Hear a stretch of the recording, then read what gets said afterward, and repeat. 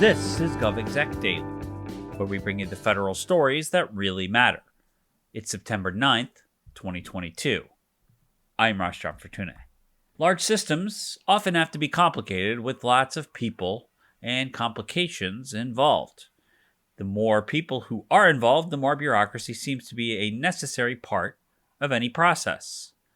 The concern, especially with government, is that the larger or older the organization may be, the more it seems that the bureaucracy can stop progress before it starts or gum up the works for mission delivery. According to a new book, there are plenty of easy ways to navigate bureaucracy and learn to make it better. In the book Hack Your Bureaucracy, two former federal officials examine misunderstandings about bureaucracies, leadership, and how to get things done within complicated systems. Marina Nitze is a fellow at New America's New Practice Lab. Previously, she served as the Chief Technology Officer at the U.S. Department of Veterans Affairs under President Barack Obama. And Nick Sinai is a Senior Fellow at Harvard's Belfer Center for Science and International Affairs. He previously served as U.S. Deputy Chief Technology Officer in the Obama White House.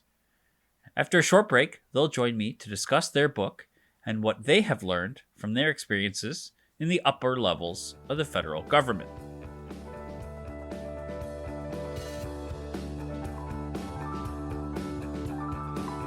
When a shiny new technology pops up, when a newly discovered flaw exploits a bedrock legacy system, when Congress and leadership demand modernization but won't provide more resources, when every update is critical, you need analysis that cuts through the noise to tell you exactly what you need to know. Join the Next Gov team as we speak with relevant federal leaders and experts to break down the science, the tech, the policies, and the people behind the latest emerging technologies. Subscribe in the Apple Store, Google Play, or through your favorite podcast platform to make sure you get the latest critical update.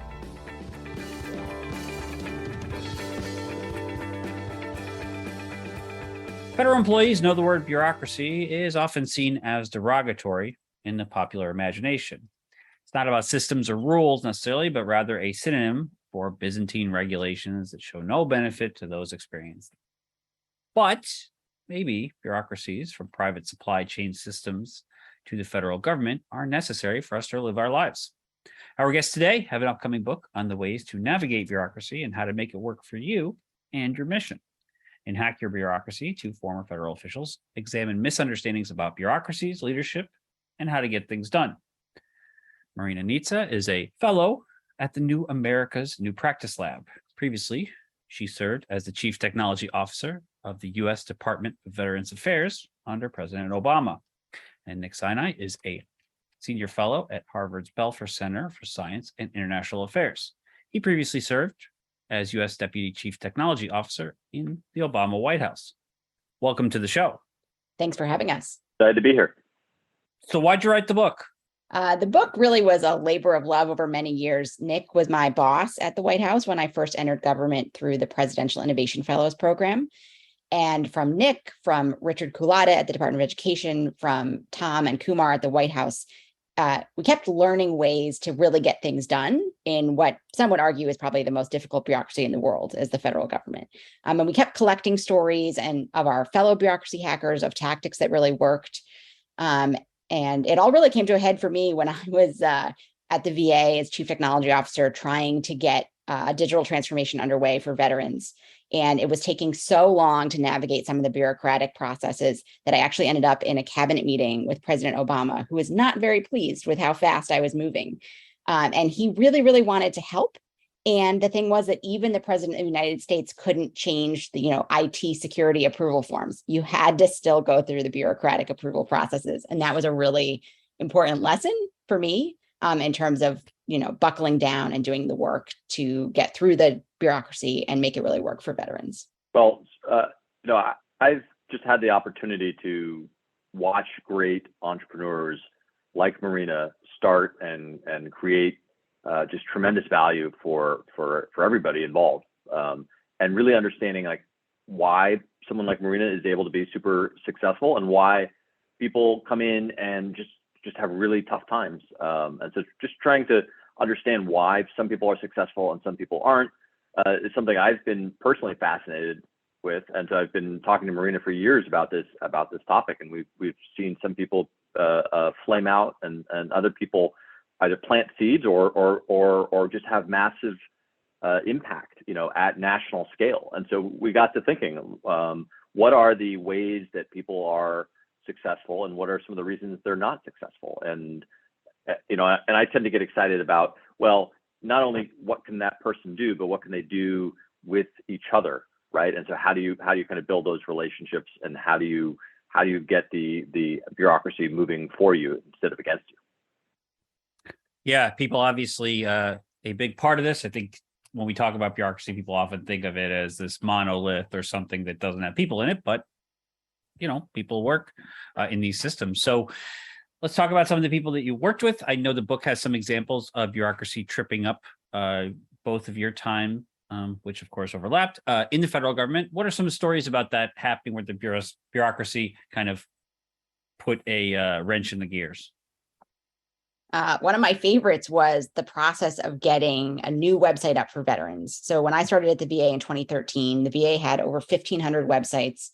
Most of them had business hours, right? And none of them were hosted in the cloud, which would let us take advantage of them being faster, more reliable, not having business hours. And there were many, many bureaucratic loopholes that we had to jump through to get the first website into the cloud at the VA. One of which was, how do you put the cloud in an evidence bag? Because our inspector general, their way that they did investigations was, if there was a accusation of wrongdoing, they'd come into your office, they'd put your computer in an evidence bag, and they would walk it off to do their investigation. And with the cloud, they were like, well, how do we put the cloud in an evidence bag? I admittedly got a little cheeky, and I made some cloud-shaped sugar cookies for the holiday party, put them in evidence bags, and handed them out just to prove that you could, in fact, put the cloud in an evidence bag. But more realistically, we spent a long time doing brown bag lunches around how you could conduct investigations using cloud-based tools. We spent a lot of time updating the forms themselves that were needed for the ATO process around cloud computing that had questions like, Marina, did you pinky swear that you jiggled the doorknob? Well, you can't jiggle the doorknob of a cloud. It doesn't have a doorknob. And so really fundamentally learning, what is the approval process for this to happen? What is every step where we're getting tripped up? And how do we use the resources at our disposal to change that step, so that for the next person coming along, the easiest path, the path of least resistance, the path of least risk, is to have like a digital website that is in the cloud that works really well for veterans? Yeah, for me, I think one of the interesting aspects of bureaucracy is that they are filled with all kinds of people that you have to build trust with, right? And build an authentic relationship. And too often there's the desire to kind of go around people or ignore people. And a very personal story for me was my first grown-up federal job was at the FCC. I was part of the National Broadband Plan, and I worked on the energy environment section, which was smart grid, smart trains, smart home, smart transportation, everything but smart people was the joke.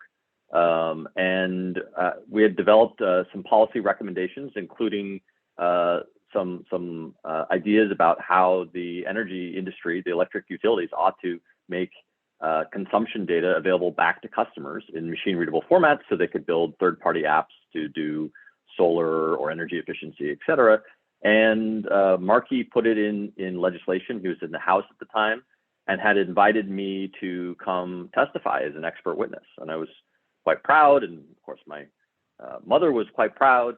And the Office of Legislative Affairs in FCC blocked it. And it was because I had been going around them.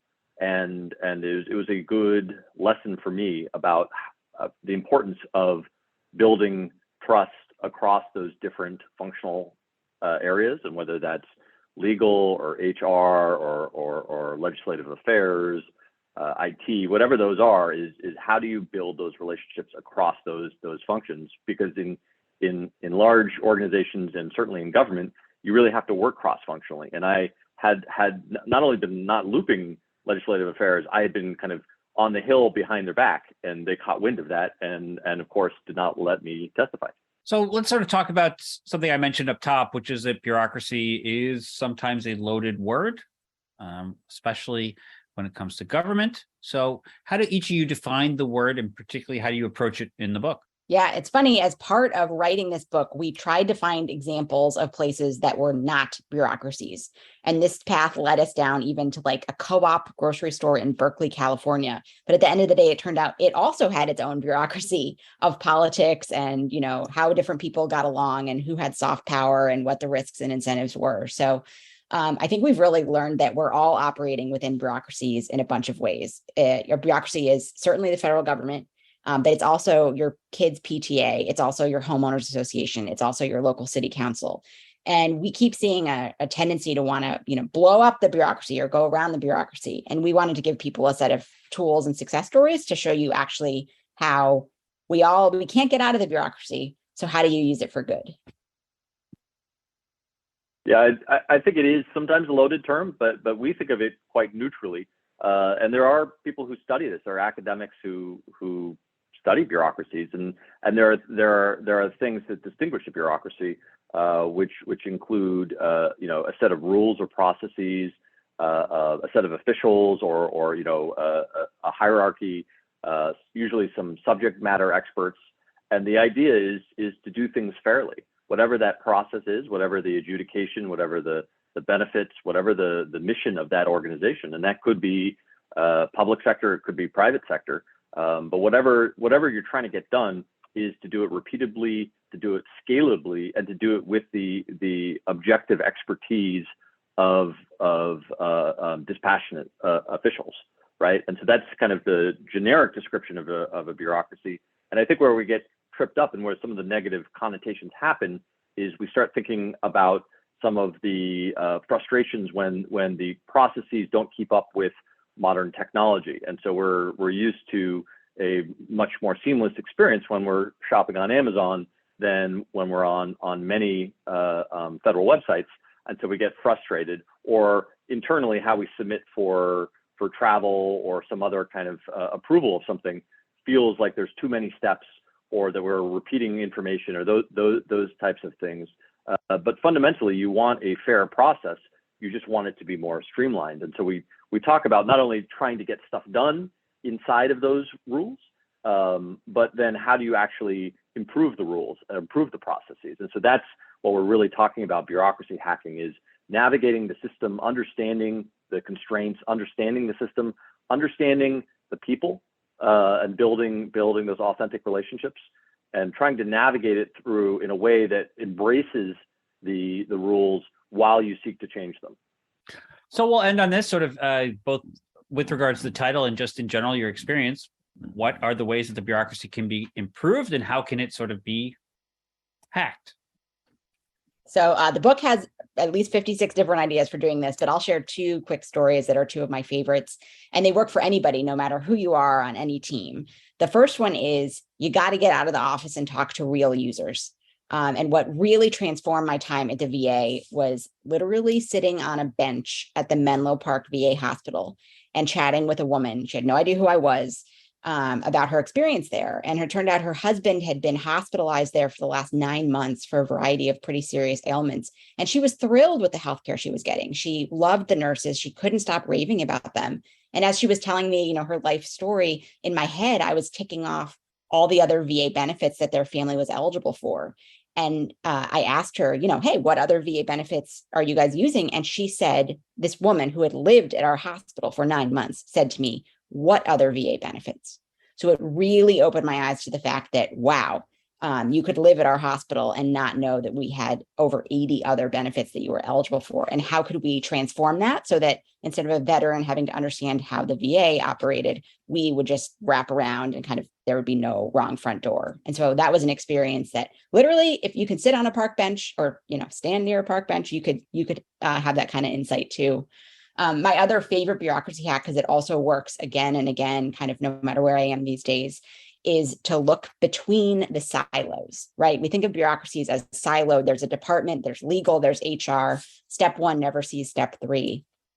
And if you can follow a real claim, a real case, a real person through the actual process and pay particular attention to the handoff spots, you will often find like very big changes you can do relatively quickly because nobody is defending the space in between the silos. The antibodies, the defense antibodies are all at the silos themselves. This really worked for me well in child welfare recently, where I was following a real foster parent application from start to finish. And at one step, the woman was having to submit a request to the DMV for driving records. And she used, that carbon copy paper that's like yellow and pink and blue, right? So she's pressing hard on this old piece of paper. And I'm like, oh, tell me about this. And she says, oh, the DMV, they're in the 19th century. They're still using this carbon copy paper. Why won't they get, with the program? And I, not knowing any better, or perhaps knowing better, walked over to the DMV and said, hey, can you show me how you process this? And they pull up an electronic system of requests. And I'm like, where did that carbon copy paper play in? And she says, oh, you were a child welfare. Those people are living in the 19th century. They still keep submitting this carbon copy paper to me. Why don't they submit their requests electronically? And so just by connecting those two dots, I was able to shave a month off the foster parent application process timeline simply by following from end to end and identifying these sort of handoffs that nobody wanted to do, but nobody else had realized were problematic. So Marina describes a couple of the tactics. We have actually 56 tactics in this book. We've organized them in 6 major categories. The first set are around defining the problem. Really, what are you working on, and do you really understand the problem space? And too often we jump to solutioning in any organization, anytime you're in a meeting. And so really understanding the problem, like sitting on a park bench, I think is a great set of tactics that we preach. The second one is about learning your org, understanding how your organization really works, understanding how the decisions are really made, what the risks and incentives are. And we see people trying to make change without really understanding how decisions are made, what the risk tolerance is, what the incentives are, so forth. We have a whole section on pitch the solution.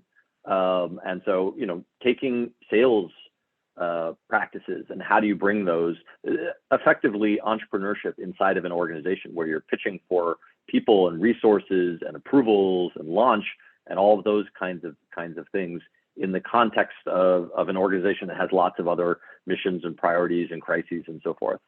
We have a whole section on start small and build momentum. And one of my favorite tactics, act as if, which is a little bit of hubris, but it's also about getting everyone to participate and the thing starts to gain some momentum.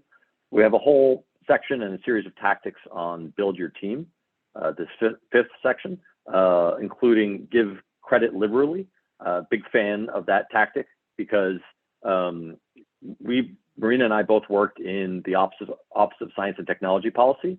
And while that sounds fancy in the White House, it's not nearly as powerful as the National Security Council or the Office of Management and Budget.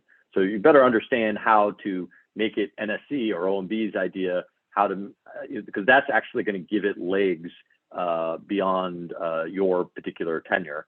And then the last bit is about making it stick. And we have a bunch of very practical tactics about how to use the bureaucracy against itself. So if you understand all those motions, you can start to pick up the pen and write things into the DNA or the life stream of the lifeblood of the organization.